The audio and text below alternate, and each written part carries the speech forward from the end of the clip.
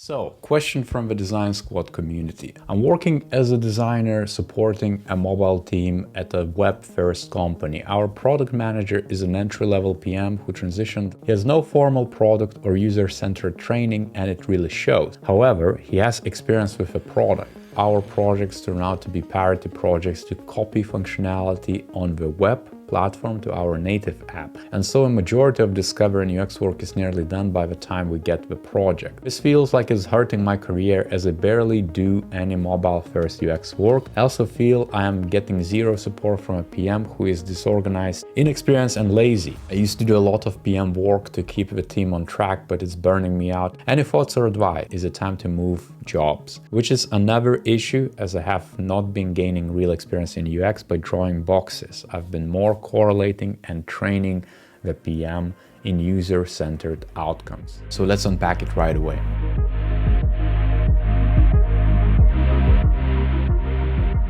The first one is going to be very product-oriented before we jump into the people's issues.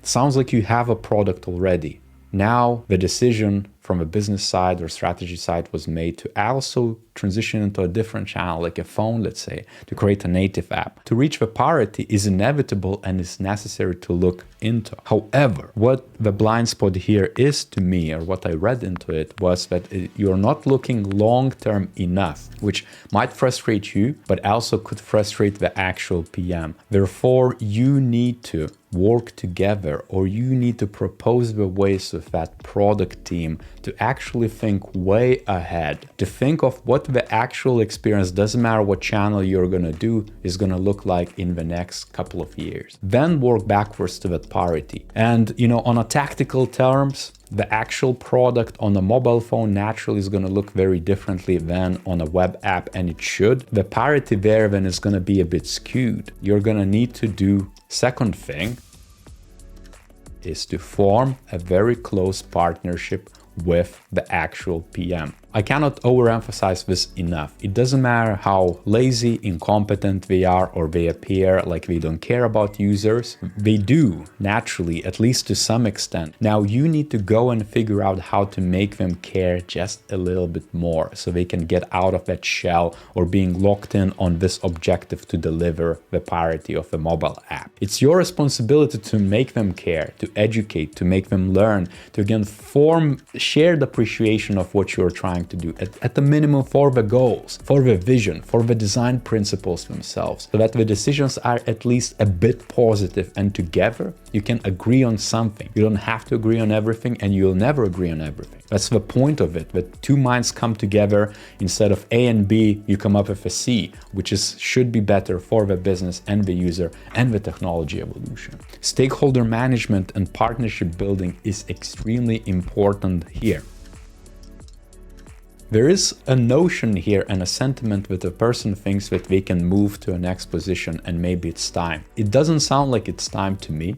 And also, if you're dealing with a PM like that, first, you're never going to be able to choose who you work with in any situation. Doesn't matter how senior you are. You could be executive. You're going to join an executive team with people with their own agendas and their own mission and their own goals, where the actual senior partner is going to need to set up some sort of common guidelines and things of that nature. But the work itself in tech or anywhere else is going to be based on partnership. So it's not like you can just escape it with a click or hopping through the jobs. You never know who's going to be your next partner in crime. They might be more mature in UX savviness, or they could be less mature. And the next point, which I'm just now touching, is it's a perfect lesson and an opportunity for you to learn and practice influence, design leadership, the actual senior skill set, which is gonna make you stand out from the crowd. Even if you decide to hop through the jobs and change it tomorrow, you're gonna have a stronger toolkit to deal with it next time, because trust me, this thing which you're dealing with is not unique, and you're gonna experience it again and again and again, and it's part of the job, and that's why you are there to begin with.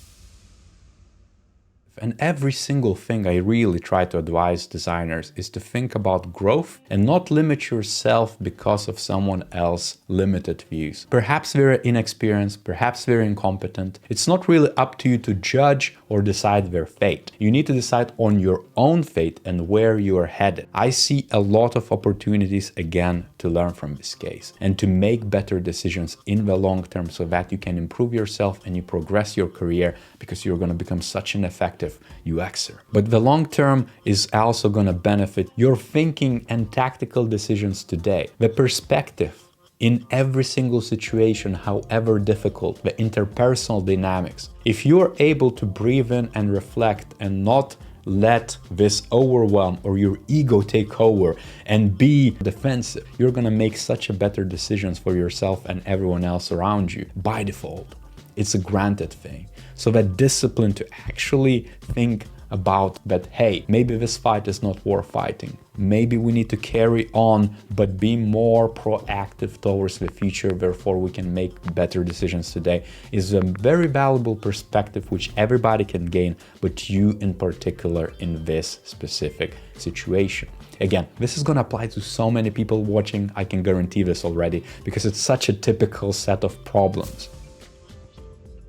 And to add about the PM and UX relationships, there are always set of same appreciations. You cannot escape it. Maybe PM is reliant on you to fully be an advocate of your UX, but you're never gonna know about that stance unless you're gonna have a conversation filled with candor, honesty, openness, humility. You need to be one who's gonna spark that conversation. I know you're noting that they're old in their ways and they're fixed, but nobody is old in their ways for openness and humility. If you tomorrow gonna say, hey, could we have a chat please? This has been running through my mind for so long and I've been struggling for so long to plan my design activities and what's right to do because I feel like there is maybe things we can together improve on this specific part. Ask their inputs. What do they need for you to do for you as a team to be more effective? Ask for that advice, for that feedback. But don't just be like emailing and asking for 360 feedback in the end of the year. Have a conversation on a call and therefore shape this thing as a human being because you're not working with another robot. They're a human being, therefore approach it and design the experiences for yourself and that PM so that you can actually unblock yourselves and proceed forward. Not just being stuck in this rut of misalignment and frustrations, which is not going to benefit anyone, them as well in particular. If there is a massive resistance, if there's massive egos, it's not your job to break the egos. They have to be humble enough also to be receptive. That's where I would kind of put a test basically. Can I work with that person in a long term? Can you shift somewhere else within a business? Do I need to have a conversation with my manager to influence those things? And the last knock on this is the last question, which is another issue, as I have not been gaining real experience in UX by drawing boxes. I've been more correlating and training the PM in user-centered outcomes thinking, but he's an older gentleman set in his ways, so again, burnout ensues. What you describe in this paragraph is a lot of what UX job is about. Doesn't matter if you do research or product design or content design. It doesn't really matter. The education element or coaching others or changing mindsets or actual change management to wrap it all in under one blanket is gonna be part of your job, doesn't matter where you go. And that's a big learning of its own.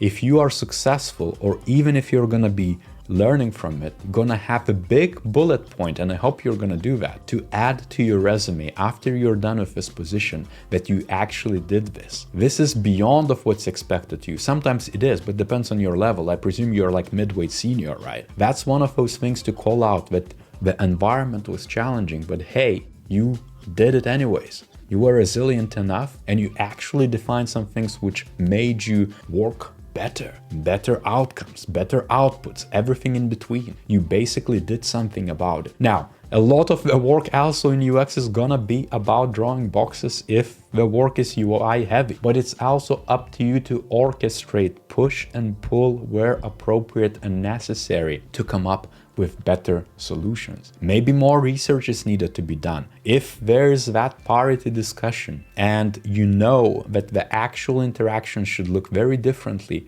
you need to be vocal and say, this is feature A, which we need to and must user test to understand if it actually is parity to the existing experience and measure it. You can drive a lot of those conversations. You're never boxed in. However miserable, burnout, or cornered you feel, step back. Again, I covered a lot of my videos of how to think holistically about your own UX, of how you answer problems. Zoom out. What would we do? Me. What would I do in that situation? What would you recommend someone else from your network do? Just zoom out, then do that. Apply it yourself. Effectively dissociate from your position and then do exactly what would you recommend someone else to do in that situation. And it's gonna be long-term, it's gonna be less reactive, it's gonna be less ego-focused, it's gonna be super objective, it's gonna be everything about UX, business, and technology and nothing about the egos again. Escaping is the easiest thing, but it's not necessarily the right one because the challenges are gonna continue. And that's the beauty of the game. If you found this helpful, smash that like button, subscribe to his channel, and on that note, I'll see you next time.